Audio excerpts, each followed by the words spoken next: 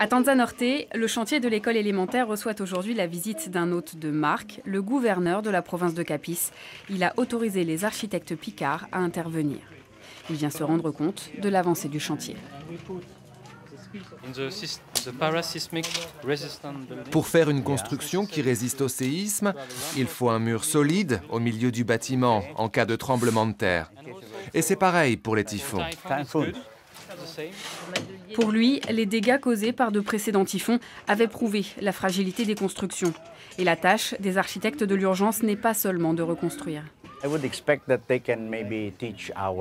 J'espère qu'ils pourront apprendre à nos architectes et à nos ingénieurs, ici aux Philippines, comment construire pour l'avenir. Car avec le changement climatique, je sais que les typhons vont être de plus en plus violents.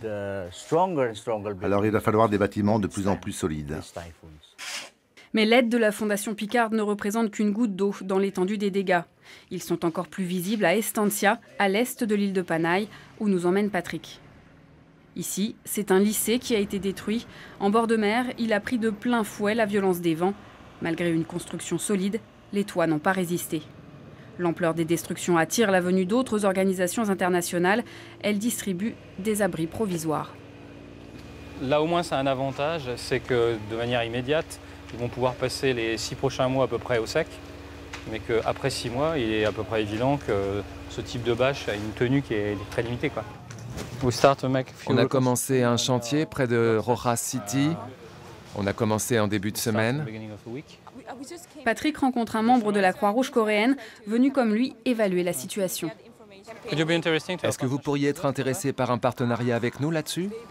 Vous savez, nous avons déjà travaillé avec la Croix-Rouge internationale. Même si ces échanges ne portent pas toujours leurs fruits, c'est le moment de parler de sa fondation. Ils ont une capacité de levée de fonds qui est, c'est la Croix-Rouge, quoi, je veux dire, qui est très largement supérieure à nous. Leur métier, c'est d'aider les gens après les catastrophes, d'une manière générale, mais c'est certainement pas la reconstruction. Selon Patrick, les architectes de l'urgence pourraient prendre en charge le chantier du lycée, mais il en coûterait 2 à 300 000 €, alors que les perspectives de dons supplémentaires s'amenuisent. On est un peu plus de 2 semaines après le passage du cyclone. C'est encore dans un état qui est de délabrement, comme on peut le constater. Et parallèlement à ça, on n'en parle quasiment plus dans les journaux, quoi. Voilà, donc on sait aussi qu'il faut être très pragmatique, qu'à partir du moment où on commence à ne plus en parler, il est évident que derrière ça, les fonds vont arrêter de tomber, quoi. Ça, on le sait aussi. À quelques pas de là, les Philippins continuent de débarrasser leur pays des traces du passage du typhon. Une marée noire causée par le choc d'un bateau contre la barge. Les habitants sont à l'œuvre depuis 2 semaines.